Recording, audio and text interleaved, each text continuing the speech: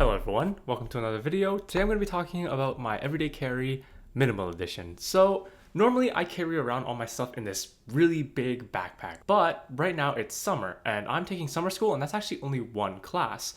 So I was able to reduce a lot of my stuff down to just a handful of things, and I actually have them right over here, most of the items at least. All of the stuff fits in here or in my pockets, and it's really refreshing just being able to go to school with just a very simple package like this. And it's much nicer than lugging around a big heavy backpack, which does carry more stuff, but a lot of the times it's stuff you don't necessarily need. So first off, the most important device that I carry with me is probably my phone, my iPhone 16 Pro. And I know in my previous EDC video, I said I wouldn't upgrade until the 17 or the 18. I'm probably gonna wait until like the 17 or the 18 to come out. But yeah, the iPhone 16 Pro I think is a solid, awesome little device. Only thing that's a bit questionable is the battery life. If you've seen some of my other day in the life videos, you'll know that the battery life is not very good on this phone. I can't unlock the bike if my phone is dead. I have to carry a power bank if I know I'm going to be out all day. But other than that, the phone is fantastic. It's got really good cameras. I'm actually filming on the phone right now. This is the front camera.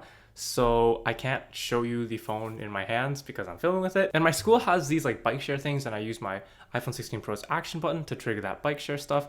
And it's really convenient. It's really awesome. The camera control is also kind of useful for launching the camera app, but I find I don't use it to actually fiddle around with the camera settings. I prefer the on-screen settings in the camera app. I don't think I'd miss it if Apple removed it, but it's nice to have for sure. And yeah, overall, this is an excellent phone. Definitely overkill if you're just a student, but I use the iPhone as my main camera for YouTube, so I decided to invest in this guy. And this time I'm actually probably not gonna upgrade for a couple of years. Like, I can't really imagine what else I'd need from an iPhone. Like, this already does really good video quality, and I think it's more than enough for me for at least a couple of years. Only reason I could see myself upgrading is the battery life, but overall, solid phone. And the second thing on this list is the AirPods Pro. Now, these are solid, and I think if you're a student, noise canceling headphones in general are a must-have because sometimes you're not always able to control your environment, and if you're studying in that environment, it's really annoying to like hear all the stuff going on. So having noise canceling headphones is really awesome for protecting your peace, and if you're just studying, you can just pop these guys in and they'll give you a nice quiet environment, or at least dim the sound down to a point where you can focus on your work without being distracted by your surroundings. And I picked the AirPods Pro specifically because I think these are the best headphones for the iPhone. Not really because of sound quality. Like, sound quality on these are really good, but I think the main reason for getting one of these is actually because of just how easy it is to pair to all of your Apple devices. Like, I have an iPhone, but I also have an iPad and a Mac, and using AirPods is just such a nice and seamless experience across all of these devices. And of course, the sound quality, the noise cancellation, the transparency mode are also all excellent. The transparency mode especially, I think that's also really underrated. Next up, we have this AirTag wallet, which contains my student card, driver's license, all that fun stuff you typically keep in a wallet. And the reason I have an AirTag in it is because I'm very prone to losing things. But this AirTag has definitely saved my butt for a couple of times. I lose stuff all the time, and I misplace this wallet a decent amount of times. So having this has made it really easy to keep track of this wallet. And it's an okay wallet as well. It's kind of wearing down, but it was really cheap on Amazon. It was like 16, 17 Canadian dollars. So I'll leave an affiliate link in the description below if you want to pick it up. But it's a pretty solid wallet, and it's also pretty thin as well. It fits in my pocket really nicely, nice and slim. I do wish there was a dedicated place to like carry cash and coins and stuff though. And next up, we got this Swiss Army knife. This is the Victorinox Fieldmaster specifically. So this has got tools like a saw for some reason. I don't know why I got the Fieldmaster specifically. The saw, I don't need this saw. But the Swiss Army knife in general has been very, very useful to me. I watch Doctor Who a lot, and in that show, the Doctor has a sonic screwdriver which can do all sorts of cool things. Compensating. And this sonic screwdriver, not sonic screwdriver, and this Swiss Army knife is the closest thing I think that we have on this planet to a sonic screwdriver. And it's just so useful to have all of these tools. It's like a mini toolbox in your pocket, basically. And the tool I probably use on this Swiss Army knife the most are the scissors, because I don't really have a pair of regular main scissors that I use in my university house that I'm renting right now. I do have a pair of scissors in the kitchen, but that's for kitchen stuff. But my main pair of scissors is on the Swiss Army knife. Same with the screwdrivers and stuff. I don't really have a toolkit right now. I'm probably gonna get a toolkit at some point, but for now, the Swiss Army knife is actually doing really well because it comes with a bunch of screwdrivers, like a Phillips head screwdriver, a flathead screwdriver, can opener. It's got a bunch of different tools. And also the knives on the Swiss Army knife is also useful as well, of course.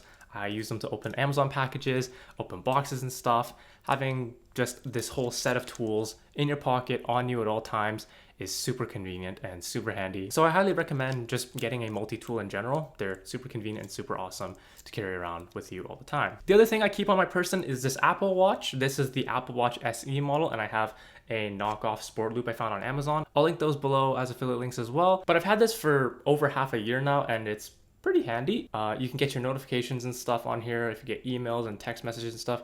And what I like is I can actually filter out the notifications that I do want to receive on my wrist. I can see my notifications right on my wrist, which makes me want to pick up my phone less. And it's also really useful in class if you don't want to take out your phone and check it because it's kind of rude. Then if you get a notification, you can just look at it on your wrist. Although I do, oh, there's a screensaver. Although in class I do put my stuff in Do Not Disturb anyways, but it's still a nice subtle way to check if you got anything important while you're in class without actually taking out your phone and being rude. And also it does a bunch of Apple Watch things like tracking my sleep. I've been trying to improve my sleep schedule and this has been quite helpful for that. Same with exercise and stuff. I've been meaning to exercise more and the watch constantly notifies me to get out there and touch grass and close my rings, and I'm gonna try to listen to it some more. But that's the stuff I keep on my person. What about the stuff that I keep in this backpack? Now you might think the stuff I keep in this backpack is probably a bunch of things, right? But no, it's actually just one thing. It's this iPad right here. This is the iPad Air 11-inch, the M2 version. So not the newest version. This guy came out in 2024. This is not the M3 model that just came out a couple months ago. But this is a solid device. And I've been trying out the iPadOS 26 beta, and honestly, I found that I just didn't even need to carry around my MacBook that much anymore. Granted, I am only taking one class, math, which is not very keyboard intensive. I think if you're going to be doing anything engineering related, you're going to need a laptop for sure. Not even like a MacBook, honestly. Like get a Windows PC if you're going into engineering. But for math, the iPad excels at math. The Apple Pencil makes it super easy to take notes on the iPad, and it's excellent. So the only thing I keep in my bag at the moment is the iPad and maybe my calculator and maybe something to drink like a water bottle or a can of like Canada Dry. But that's pretty much it. I do remember the summer course that I took previously, Math 3, that had like quizzes. So I would also include like a sheet of paper in there as well for my quiz. But now we don't do quizzes in the class, so it's just like note taking and stuff. And what I like to do is I take the lecture notes that the professor posts beforehand and I just import them into GoodNotes, and then I can take notes right on this iPad. And it is super convenient to just have everything on this tiny slim little device, and that is why I'm able to carry everything from my class in this tiny little backpack. And then if I'm in class, I need to type some notes or whatever, I have the Magic Keyboard, which is a very nice piece of hardware. It's got a very excellent keyboard. It feels like a MacBook keyboard, and the trackpad, while this is the older generation trackpad, it still feels really good. It is very, very pricey though, but I got this at Costco on clearance for 200 Canadian dollars compared to 400 Canadian dollars, which was really awesome. So if you have an iPad and you want to make it feel more like a computer, I think a Magic Keyboard is definitely a very good idea, especially if you can find one on sale. But yeah, it's a very solid piece of hardware, nice hinge. And the iPad just magnetically snaps onto it and connects using the smart connector, which are these little like pin things right over there. And that powers the keyboard and like the backlight and stuff and all the data transfer from the keyboard to the iPad automatically. So you don't need to do any Bluetooth pairing. You don't need to do any external charging. And that's my favorite thing about the Magic Keyboard. It just works. You slap on your iPad and it just works. But yeah, the iPad is excellent for just general note taking and stuff, and like taking notes during my lecture. Wait, I just said that. It's like an everything computer now. It's just so much more versatile than a MacBook. And also because it's the 11-inch model, it actually fits inside this tiny little backpack. So yeah, that's pretty much it for this video. That's my everyday carry summer school one class minimal edition. Everything just fits on my iPad. I'm curious to see how this would work in September when I have a full course load. I wonder if I could still get away with using just my iPad as my only computer, because iPadOS 26 has a bunch of new windowing features and it makes the iPad feel more like a Mac, and it's honestly super awesome. So I'll definitely be testing that out in maybe like a day in a life vlog style video in like September with iPadOS 26 and this iPad Air. So be sure to stay tuned for that. Maybe leave a subscribe, please. Thank you for watching again. Be awesome and stay techie. Bye. But yeah, that's pretty much it for this video. Leave a like if you liked it. And I'm gonna try to listen to it some more.